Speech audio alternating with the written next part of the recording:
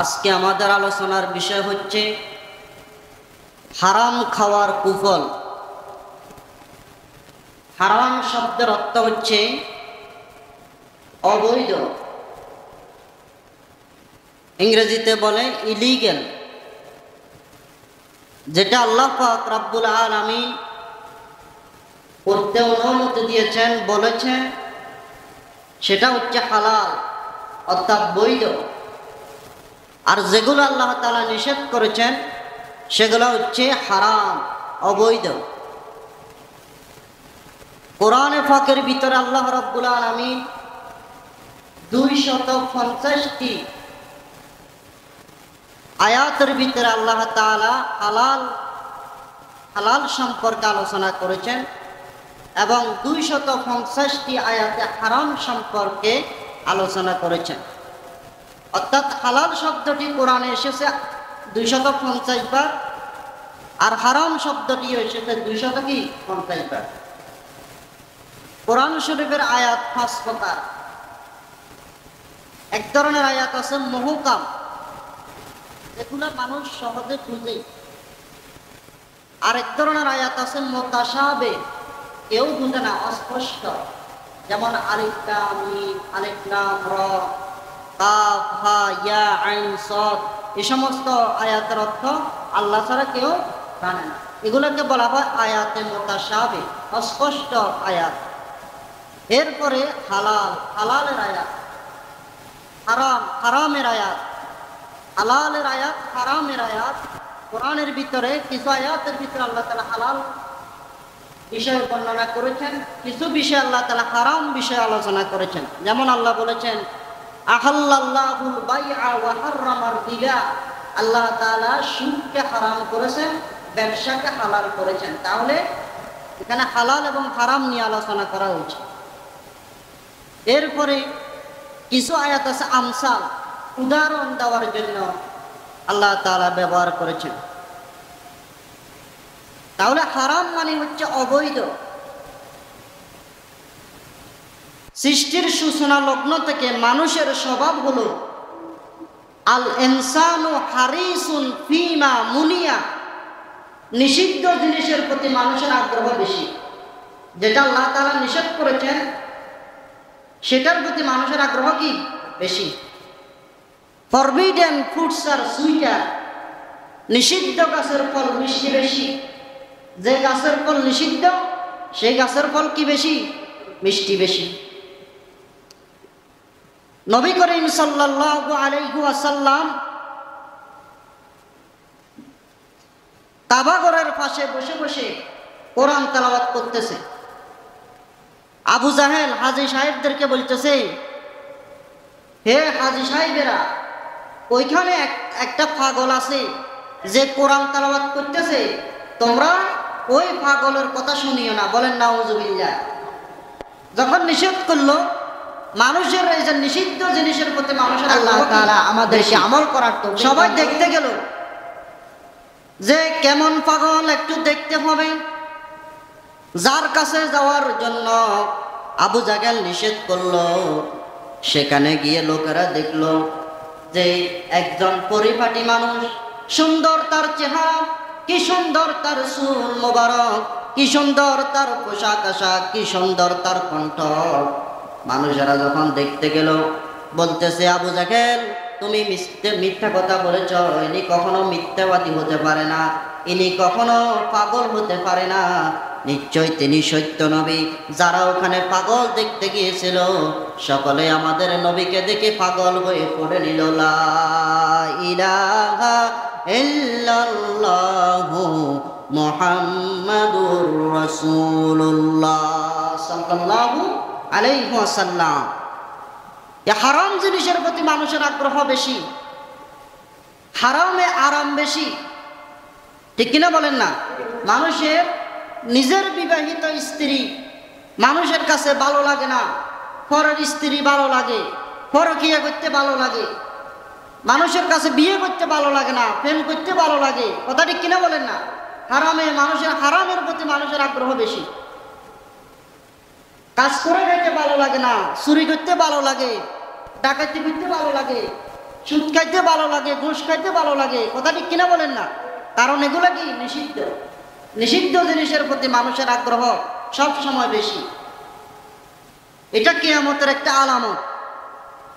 আন আবি হুরায়রা রাদিয়াল্লাহু তাআলা আনহু সায়াতি আলান নাসি জামানুন লা ইউবালিল মারউ মা আখাযা মিনহু আমিনাল হালালি আমিনাল হারাম।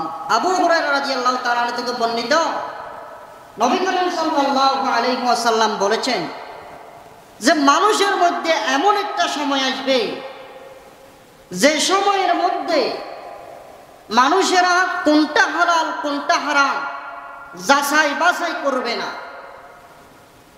মুখের সামনে যে খানাগুলো আসবে খেয়ে ফেলবে, হাতের মধ্যে টাকা এসেছে পকেটের মধ্যে ঢুকায় ফেলবে। এটা কি মাদ্রাসার টাকা, এটা কি মসজিদের টাকা, না এটা ত্রাণের টাকা, না এটা সুদের টাকা, না এটা ঘুষের টাকা, এই কথা মানুষেরা বিবেচনা করবে না।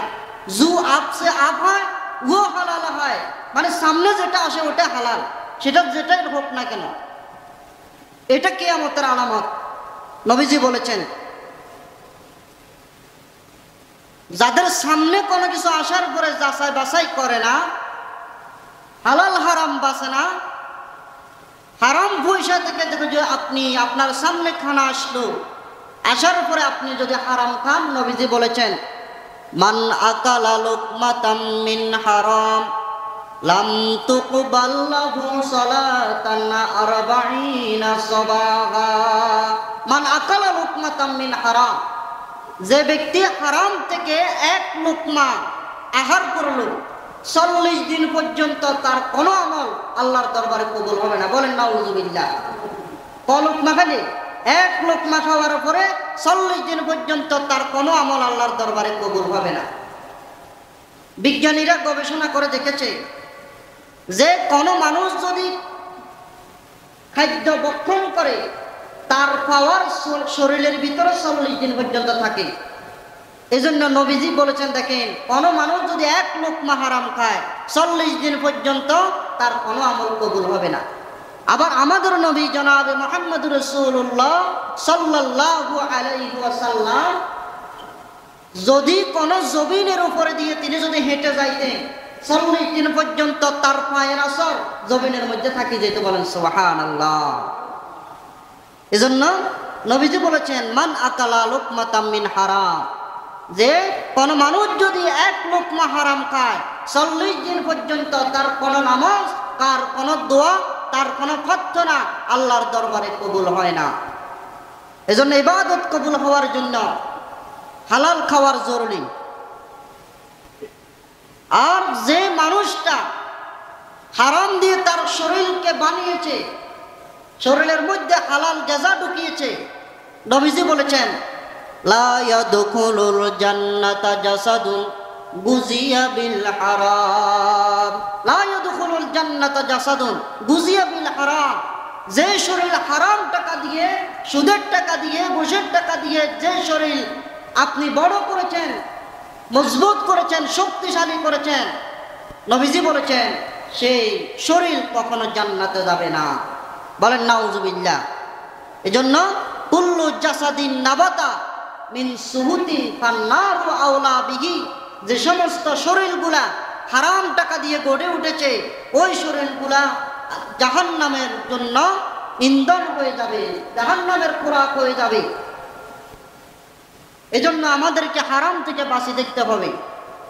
ইমামে আজম আবু হানিফা রাহমাতুল্লাহি আলাইহি, যার মাযহাবে আমরা অনুসরণ করি, যার মাযহাবে আমরা নামাজ পড়ি, সেই ইমামে আজম আবু হানিফা রাহমাতুল্লাহি আলাইহি তিনি কুফা নগরে বসবাস করতেন। তো একদিন তিনি শুনতে পারলেন যে কুফা নগরের ভিতরে একটা ছাগল চুরি হয়েছে। যেদিন থেকে ইমামে আজম আবু হানিফা রাহমাতুল্লাহি আলাইহি তিনি শুনেছেন কুফা নগরীতে একটা ছাগল চুরি হয়েছে, সেদিন থেকে ইমামে আজম আবু হানিফা রাহমাতুল্লাহি আলাইহি একটানা 7 বছর তিনি ছাগলের গোশত ভক্ষণ করে নাই। সুবহানাল্লাহ বলেন না। চিন্তা করে দেখেন, যে কুফানগরীর ভিতরে ছাগল চুরি হয়েছে, একটা ছাগল কমপক্ষে 7 বছর বাঁচে, এজন্য তিনি 7 বছর ছাগলের গোস্ত খায় নাই। কেন? যেন ওই চোরা ছাগলের গোস্ত তার শরীরের মধ্যে তারা প্রবেশ না করে। বলেন সুবহানাল্লাহ। কারণ এক লোকমা হারাম খেলে 40 দিন পর্যন্ত আপনার কোনো আমল আল্লাহর দরবারে কি হবে না? কবুল হবে না। এজন্য নামাজের বাইরে এবং ভিতরে 13 ফরজ। বাইরে যে ফরজগুলো আছে তার মধ্যে প্রথম নম্বর কি? শরীর পাক। শরীর পাক মানে কি? আপনি আপনার শরীরকে একেবারে সবচাইতে দামি সাবান দিয়ে আপনি পবিত্র করলেন, একেবারে ঘষে মেজে আপনি তেল তেলে করে ফেললেন, আপনার শরীর কি পাক হয়ে যাবে? না। শরীর পাক মানে হলো শরীরের ভিতরে হালাল গেজা ঢুকাইতে হবে। সুবহানাল্লাহ বলেন না? শরীরের ভিতরে হালাল গেজা ঢুকা মানে শরীর পাক করা। আর আপনি যদি হারাম খেয়ে যদি আপনি যেভাবে শরীর পরিষ্কার করেন না কেন, আপনার শরীর কি হবে না? পরিষ্কার হবে না, পবিত্র হবে না, শরীর পাক হবে না। এরপরে হলো কাপড় পাক। কাপড় পাক মানে কাপড়, এটা হালাল টাকা দিয়ে হইতে হবে। এজন্য বলা হচ্ছে শরীর পাক কাপড় পাক। এজন্য শরীর পাক কাপড় পাক মানে হালাল টাকা দিয়ে শরীর মধ্যে গেজা ঢুকাইতে হবে আর হালাল টাকা দিয়ে পোশাক বানাইতে হবে। সুবহানাল্লাহ বলেন না? তাহলে আমাদের ইবাদত কবুল হবে।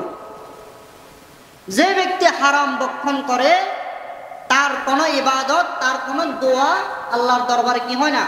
কবুল হয় না। নামাজও কবুল হয় না, দোয়াও কি হয় না? কবুল হয় না।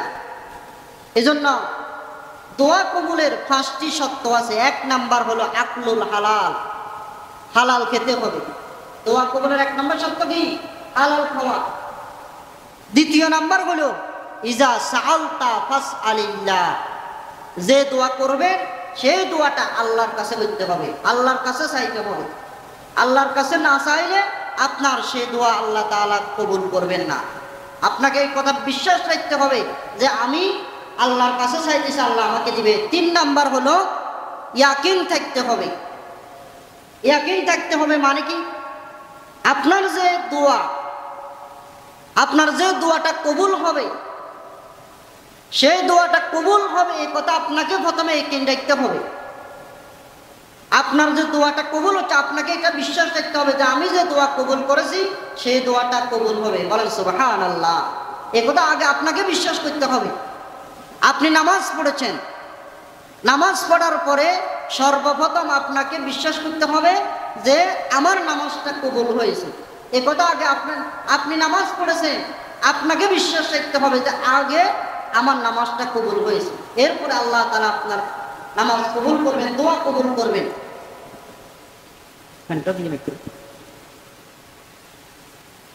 এরপরে 4 নাম্বার হলো দোয়া কবুলের শর্ত, নবীর উপরে দরুদ শরীফ পড়তে হবে।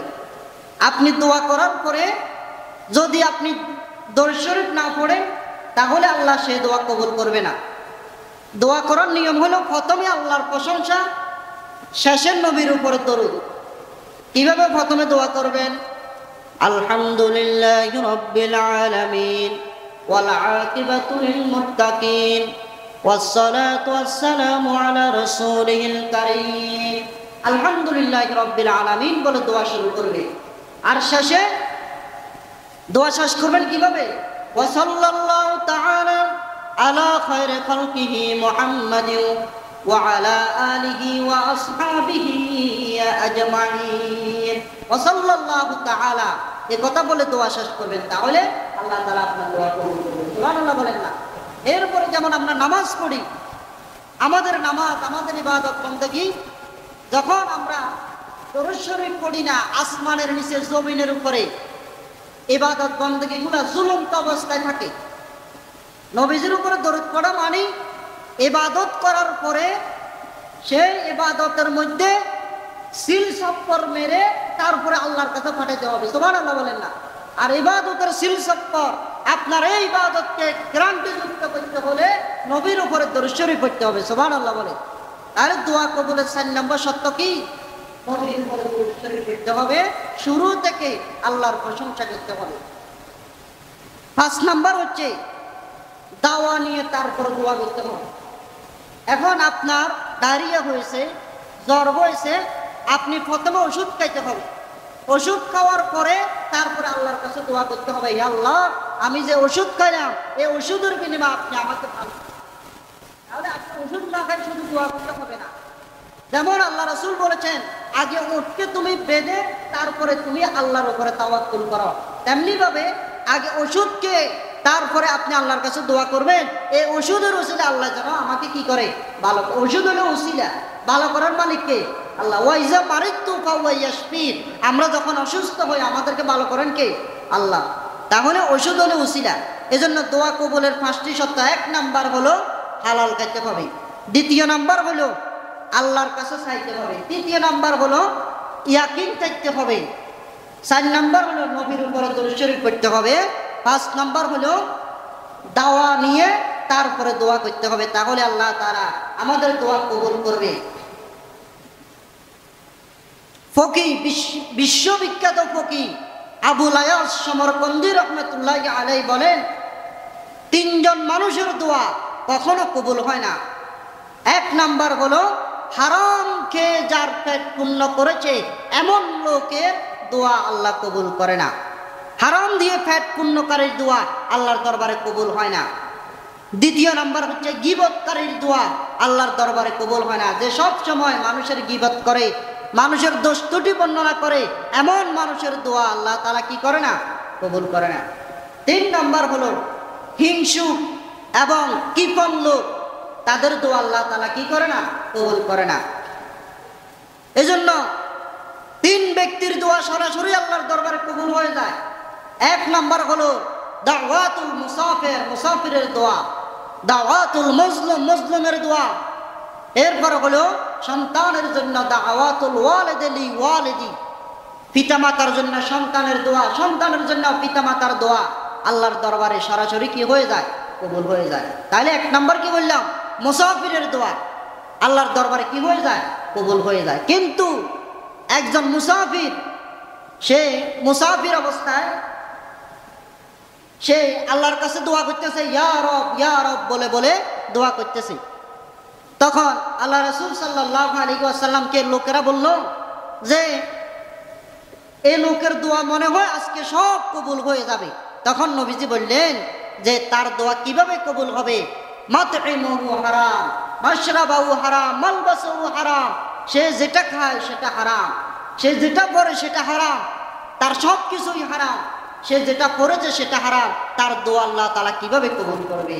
তার মানে বোঝা গেল, আপনি যদি হালাল খান, হালাল পান করেন, হালাল পোশাক না পরেন, তাহলে আল্লাহ পাক রব্বুল আলামিন যার খাদ্য হারাম, যার পোশাক হারাম, যার পানীয় হারাম, আল্লাহ তাআলা এরকম মানুষের দোয়া কবুল করে না।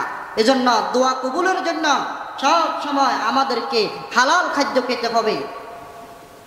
এজন্য সমস্ত লেবাসকে হারাম থেকে বাঁচানো, খাদ্যকে হারাম থেকে বাঁচানো, পানীয়কে হারাম থেকে বাঁচানো, এটা হচ্ছে তাকওয়া। এজন্য কবি বলেন, জিসতে তাকওয়া তরকে শাহাদাত আজ হারাম, আজ লেবাসো আজ শরাব আজ তোআম। হারাম থেকে, আপনার খাদ্যকে হারাম থেকে বাঁচানো, পানীয়কে হারাম থেকে বাঁচানো এবং আপনার সব কিছু হারাম থেকে পরহেজ রাখার নাম হলো তাকওয়া। আগে আপনি নিজেকে হারাম থেকে বেঁচে তারপরে বাঁচিয়ে আপনাকে ঈমানদার দাবি করতে হবে।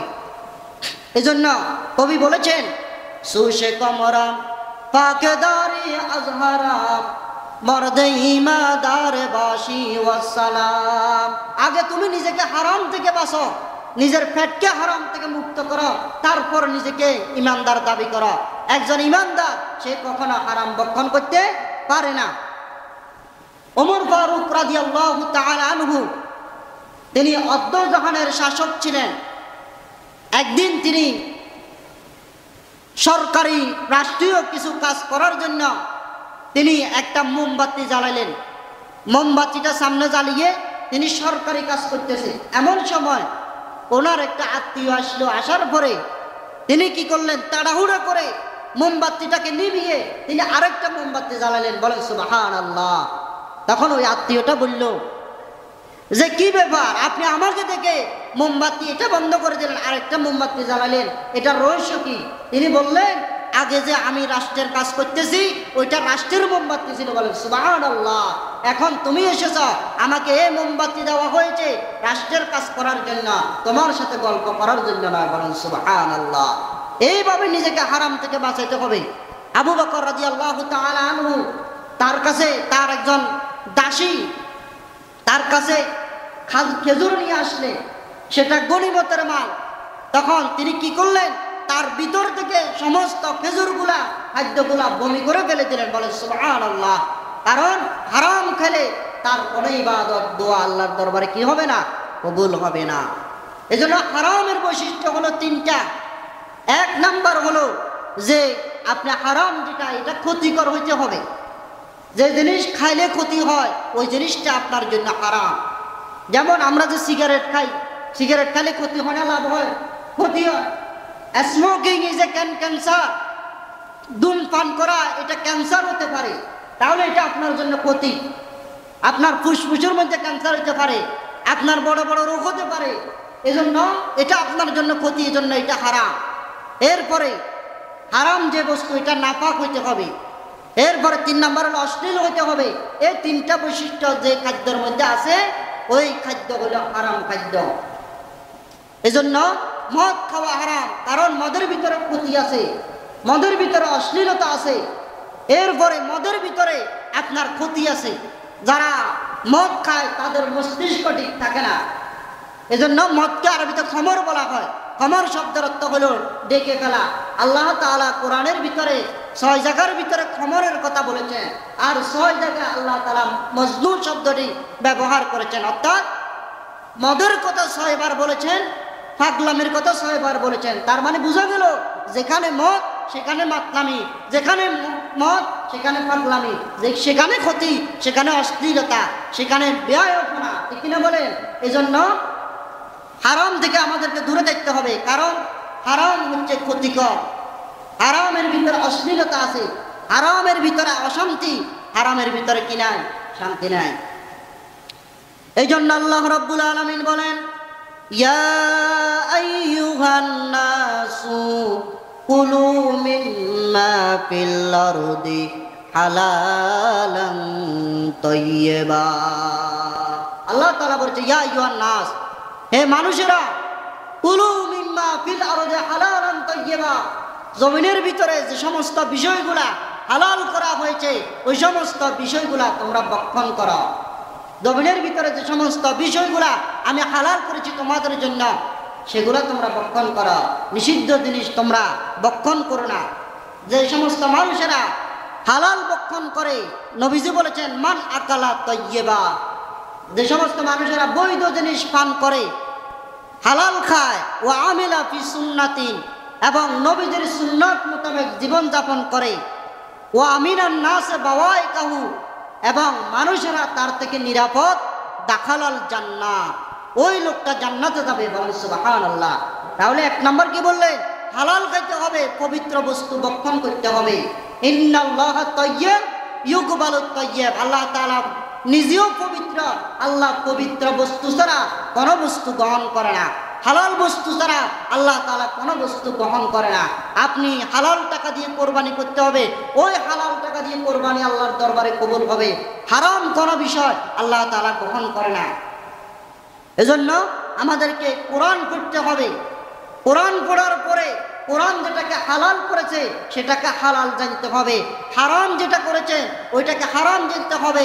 নবীজি বলেছেন, মান কারা আল কুরআন ফাস্তাজহারাহু ফাআহাল্লা হালালাহু ওয়া হাররামা হারামাহু আদখালাহুল্লাহুল জান্নাহ। মান কারা আল কুরআন, যে কোরআন পড়ে, ফাস্তাজহারাহু, এবং যেটাকে আল্লাহ তাআলা স্পষ্ট করেছেন, ফাআহাল্লা হালালাহু, হালালকে হালাল জানে, ওয়া হাররামা হারামাহু, এবং হারামকে হারাম জানে, আদখালাহুল্লাহুল জান্নাহ, আল্লাহ বলেন সে জান্নাতে প্রবেশ করে ফেলেছে, বলেন সুবহানাল্লাহ। সে জান্নাতে যাবে না, আল্লাহ তাআলা বলেন, আল্লাহ রাসূল বলেন সে জান্নাতে চলে গেছে, বলেন সুবহানাল্লাহ। এজন্য হালালকে হালাল জানতে হবে, হারামকে হারাম জানতে হবে। সম্মানিত হাজরিন, এজন্য হারাম কখনো স্থায়ী হয় না। যে সমস্ত মানুষেরা হারাম খায়, হারামের উপরে বেঁচে থাকে, তারা কখনো স্থায়ী হয় না। আপনি দেখেন আজকে কিয়ামতের আলামত যে আমাদের দেশের মধ্যে এখনো শোনা যায় যে 3 লক্ষ টাকা ঘুষ দিয়ে এরপরে মসজিদের খতিবের ইমামতি নিয়েছে, বলেন না নাউজুবিল্লাহ। এরপরে আপনার 2 লক্ষ টাকা আপনার ঘুষ দিয়ে মসজিদের মুয়াজ্জিন হয়েছে। এ সমস্ত ঘুষদারি যারা ঘুষ দিয়ে চাকরি করে, ঘুষ দিয়ে ইমামতি করে, ঘুষ দিয়ে মসজিদের খতিব হয়, এ সমস্ত খতিবের পিছনে ইমামের পিছনে নামাজ পড়লে নামাজ হবে? হবে না। এজন্য আজকে মসজিদ থেকে খতিবের দায়িত্ব ছেড়ে দিয়ে তারাই চলে গিয়েছে যারা ঘুষ দিয়ে ইমামতি নিয়েছিল, ঠিক কিনা বলেন না? যারা ঘুষ দিয়ে মসজিদের খতিব হয়েছিল আজকে তারা মসজিদের মিম্বর ছেড়ে দিতে বাধ্য হয়েছে। যে সমস্ত প্রিন্সিপাল অধ্যক্ষ ঘুষ দিয়ে মাদ্রাসার অধ্যক্ষ হয়েছে আজকে তারা চলে যাচ্ছে, বই চলে যাচ্ছে, কারণ হারাম কখনো কি হয় না, স্থায়ী হয় না। এজন্য হারাম কখনো স্থায়ী হয় না। আমি এরকম একজন আলেমের খবর জানি, সারা জীবন সে তাবিজের ব্যবসা করে, সারা বছর সে ওই তাবিজের ব্যবসা করে করে টাকা ইনকাম করে, সে এটাকে হালাল মনে করে, হারাম মনে করে না। এটা যে গুনাহ, এটা যে শিরক, এ কথা সে বিশ্বাস করে না। একজন আলেম হয়ে সারা জীবন সে এগুলো করে খায়, অবশেষে জীবনের এক প্রান্তে গিয়ে তার ওয়াইফে ব্লাড ক্যান্সার হয়ে একসাথে 24 লক্ষ টাকা তার চলে গেছে। তাহলে বোঝা গেল আপনি যে সারা জীবন মানুষদের থেকে অবৈধভাবে টাকা ইনকাম করেছেন, আপনি মানুষদেরকে কুফরি কালাম করে মানুষদের থেকে টাকা নিয়েছেন, আজকে আপনার অবৈধ টাকাগুলা আল্লাহ তাআলা আরেক দিক থেকে নিয়ে গেছে, ঠিক কিনা বলেন না? এজন্য হারাম কখনো স্থায়ী হয় না। আপনি চিন্তা করে দেখেন, আপনি এটা পরীক্ষা করে দেখবেন, আপনি হারাম কত যদি 100 টাকা উপার্জন করেন, আপনার 100 টাকা আরেক দিক থেকে চলে যাবে। এজন্য সব সময় হালালের উপরে থাকার জন্য চেষ্টা করতে হবে। এরপরে আমাদের সমাজের ভিতরে আমরা অনেক মানুষ আছি এগুলা যে হারাম আমরা জানিও না। যেমন আমরা অনেকে আছি, অনেক যুবক ভাইরা আছি যে বইয়ের উপরে যৌতুকের টাকার জন্য নির্যাতন করে, এরকম ফ্যামিলি আছে কিনা বলেন না? অনেক শ্বশুর, অনেক শাশুড়ি যৌতুকের টাকার জন্য রমজান আসলে, কোরবান আসলে, রমজান ইফতারির জন্য, কোরবানে ছাগলের জন্য, গরুর জন্য পুত্রবধূর উপরে অত্যাচার করে, ঠিক কিনা বলেন না? তাকে সংসারের ভিতরে অশান্তি সৃষ্টি করে। অনেক আছে গায়ের উপরে হাত তুলে। যৌতুকের টাকা খাওয়া এটা হালাল না হারাম? হারাম এবং কবিরা গুনাহ। আপনি যে যৌতুকের টাকা খালেন, 2টা গুনাহ, একটা হলো যৌতুকের টাকা খাওয়া হারাম, আবার আপনি যে তার পরিবারের উপরে জুলুম করলেন, জুলুমের গুনাহ। আপনার 2টা গুনাহ আপনার আমলনামার ভিতরে কি হবে? যোগ হবে। এজন্য যৌতুকের টাকা নেওয়া হারাম, আমাদেরকে খেয়াল রাখতে হবে। এরপর ওজনে কম দেওয়া হারাম, এরপরে জ্ঞানে কম দেওয়া হারাম, আপনার খেয়াল রাখতে হবে। আমরা মনে করি যে শুধু কি আলু পেঁয়াজ মাখার জন্য কম দিলে এটা গভীরা গুনাহ, জ্ঞানেও মানুষেরা কম দেয়। একজন শিক্ষক সে ক্লাস করতে গেল, যাওয়ার পরে সে যদি ছাত্রছাত্রীদেরকে সে যদি আপনার পড়ালেখা না করে সে যদি ক্লাসের ভিতরে বসে বসে যদি ফেসবুক চালায়, যদি সে কথা বলে, যদি সে আপনার অমনোযোগী থাকে, তাহলে আপনি জ্ঞানে কম দিলেন। জ্ঞানে কম দেওয়া কি কবিরা গুনাহ, এই কথা আমাদেরকে মনে রাখতে হবে। আমি মসজিদের ইমাম, আমি যদি আপনাদেরকে সারা জীবন শুধু আপনাদেরকে আমি হক কথা না বলে শুধু মিষ্টি ওয়াজ করি, তাহলে আমি যদি আপনাদের থেকে যে হাদিয়া গ্রহণ করি, এটাও আমার জন্য কি হবে না, জায়েজ হবে না। এজন্য হক কথা বলতে হবে। শুধু আপনি সারা জীবন আপনি শুধু কদু, মধু, কালাজিরা খাওয়া সুন্নাত এগুলোর ওয়াজ করলে কিয়ামতের ময়দানে আপনি যে টাকা নেবেন, আপনি সেই টাকা নেওয়ার জন্য কিয়ামতের ময়দানে আল্লাহর কাছে কি দিতে হবে? জবাব দিতে হবে। এজন্য কোরআনের ভিতরে আল্লাহ তাআলা যেভাবে আকিমুস সালাত বলেছেন, সেভাবে আল্লাহ তাআলা বলেছেন আকিমুদ্দিন, তোমরা দিন কায়েম করো। তাহলে আপনাকে আকিমুস সালাতের পাশাপাশি আকিমুদ্দিন এ কথাও কি করতে হবে? বলতে হবে। আপনাকে বলেছেন ইয়া আইয়ুহাল্লাযীনা আমানু ইন্নামাল খামরু ওয়াল মাইসিরু ওয়াল আনসাবু ওয়াল আজলামু রিজসুম মিন আমালিশ শাইতান। হে ঈমানদাররা, নিশ্চয় মদ, নিশ্চয় জুয়া, নিশ্চয় লটারি, নিশ্চয় প্রতিমা পূজা এগুলা হারাম। আপনাকে এগুলা মানুষের সামনে কি করতে হবে? বলতে হবে। না হলে কিয়ামতের ময়দানে আপনাকে আমাকে কি করতে হবে? আসামের কাঠগড়ায় দাঁড়াতে হবে। এজন্য আপনি আমরা যে অবৈধ পন্থায় আমরা যে টাকা উপার্জন করি, এই টাকার বার আপনার পরিবার পরিজন নিবে?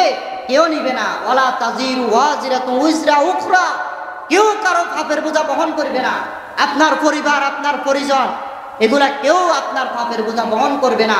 এজন্য আপনি সারা জীবন হারাম খেয়ে এমন টাকা উপার্জন করলে আপনি মৃত্যুর সময়, মরার টাইমে আপনার সন্তানেরা ডাক্তার না এনে উকিল আনবে যে জায়গার সম্পত্তি বন্টন করার জন্য, ঠিক কিনা বলেন না? আপনি সারা জীবন হারামের উপরে আপনি জায়গা সম্পদ, বাড়ি গাড়ি সব কিছু করেছে, আপনার এই বাড়ি গাড়ি সবগুলা একসময় আপনার জন্য জাহান্নামে যাওয়ার কারণ হয়ে যাবে। এজন্য আপনি এমনভাবে ধন সম্পদ উপার্জন করবেন যে হালাল উপার্জন করবেন, যাতে আপনার মৃত্যুর পরে আপনার কষ্ট না হয়। আজকে আমাদের সমাজে দেখা যায় মৃত বাবার থেকে জমিনের দলিলের ভিতরে টিপ নিতেছে মরে যাওয়ার পরে। দেখেন, এরপরে কয়েকদিন আগে দেখলাম যে বাবার কবর ভেঙে ফেলতেছে। কিসের জন্য? ওই যে সম্পত্তি বন্টন করে দিয়ে যান এই জন্য। তাহলে বোঝা যাচ্ছে আপনার এই ধন সম্পদ যদি হারামের উপরে হয় তাহলে এগুলো আপনার জন্য জাহান্নামে যাওয়ার কারণ হয়ে যাবে। এজন্য আমরা হালালের উপরে থাকবো, অন্যায়ভাবে কারো ধন সম্পদ ভক্ষণ করবে না। আল্লাহ বলেছেন, ইয়া আইয়ুহাল্লাযীনা আমানু লা তাআকুলু আমওয়ালাকুম বাইনাকুম বিল বাতিল, তোমরা অন্যায়ভাবে তোমরা কারো ধন সম্পদ কি করবে না, তোমরা ভোগ করবে না, খাবে না। যারা অন্যায়ভাবে এক বৃহৎ জমি যারা দখল করে খায়, কিয়ামতের ময়দানে আল্লাহ তাআলা ওই পরিমাণ সাতবক জমিনকে তার গলার ভিতরে মালা রূপে পরিয়ে দেওয়া হবে। বলেন না নাউজুবিল্লাহ। শাস্তি রূপে গোলার শাস্তি আপনাকে ভোগ করতে হবে। আর অনেক মানুষ আছে, আপনার দেখা যায় যে বাড়ির সীমানা ঠেলতে ঠেলতে একেবারে আরেকজনের জায়গা পুরোটা দখল করে ফেলে। নবীজি বলেছেন, লাআনাল্লাহ লাআনাল্লাহ, ওই ব্যক্তির উপরে লাআনত মান গায়্যারা মানারাল আরদ, যারা বাড়ির সীমানা যে বেশি করে দেয়, আরেকজনের দিকে চাপিয়ে দেয়, ওই ব্যক্তির উপরে আল্লাহর লানত। এজন্য অনেক হাজী সাহেবকে দেখা যায় যে জমিনের আপনার কাজ কাটতে কাটতে একেবারে আলটাকে কি করে, একেবারে ফুলসিরাতের পোল বানিয়ে ফেলে, ঠিক কিনা বলেন না? হ্যাঁ, এরকম হাজী সাহেব আছে না? আছে। তাহলে আপনি হজ করে এসে নামের সাথে আপনি হাজি লাগানোর জন্য একেবারে উঠে পড়ে লেগেছেন। আপনি যে হারাম ভক্ষণ করে আপনার নামের সঙ্গে হাজি যেরকম লাগাইছেন এরকম নামের সাথে হারামিও লাগানোর দরকার আছে না নাই? আছে কিনা বলেন না? যে আপনাকে আলহাজ অমুক যেরকম বলে আপনাকে হারামি অমুক বলা দরকার আছে, কারণ আপনি যে হারাম ভক্ষণ করেন। এজন্য আপনাকে আমাকে সচেতন হইতে হবে। এজন্য কবি বলেছেন, সলেহাতু সঙ্গে বুদি দিল খরাস, আজ মুদে এক জামানা খাকে বাস। ও হাজী সাহেব, তুমি তো সারা জীবন হারামের স্বাদ গ্রহণ করেছ, এখন একটু মৃত্যুর আগে তুমি একটু ইবাদতের স্বাদ গ্রহণ করো, একটু ইবাদত করে দেখো ইবাদতের ভিতরে কিরকম স্বাদ, হারামের স্বাদ আর হালালের স্বাদ কিরকম একটু দেখো। এজন্য কবি বলে, আজ মুদে এক জামানা খাকে বাস, যে ব্যক্তি একবার ইবাদতের সুগন্ধ যার লেগে গেছে, যে একবার ইবাদত করে মজা পেয়ে গেছে, তাকে আর ইবাদত থেকে কেউ ফিরে যেতে পারবে না। বলেন সুবহানাল্লাহ। এজন্য হারাম থেকে আমাদেরকে বাঁচিয়ে দেখতে হবে।